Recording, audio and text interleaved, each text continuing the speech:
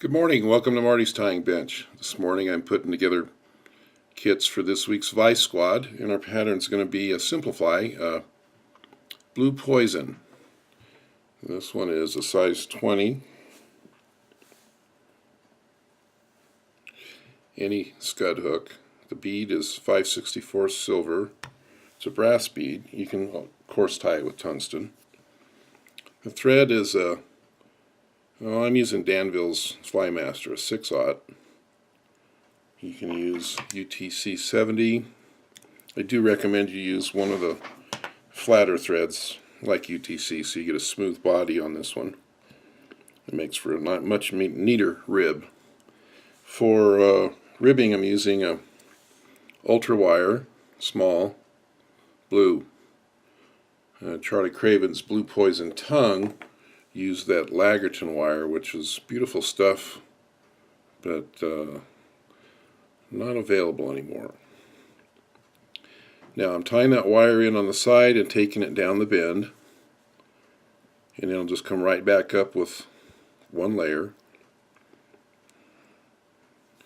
And ideally you'll get the wire on right along the side of the hook. Helps kind of maintain the shape of the abdomen. When you come forward with the rib, just make sure you get a little bit of forward angle both on the bottom and on the top,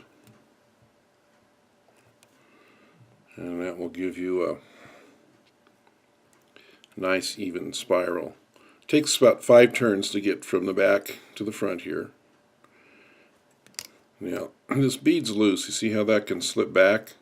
We're going to need to do something to jam that thing. And it takes an awful lot of turns of thread to do it, so I'm going to use the dubbing. Dubbing is ice dub, UV tan. I'm going to get a very, very small amount of this stuff and get it tight on the thread, especially up here at the point. And I'll make my first couple of turns right behind the bead. If I get a little too much, I'll just catch it with my thread and pinch it. Make sure that bead is centered. And I'm ready for a whip finish. You're looking for a ball of dubbing that's about the size of the bead.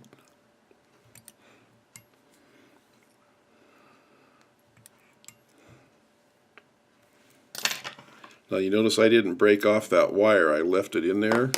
That helps guide and keep my dubbing up front. Plus, if I were to cut this thing or break it off before, all those last wraps I made, there's a chance that that sharp little edge could fray my thread.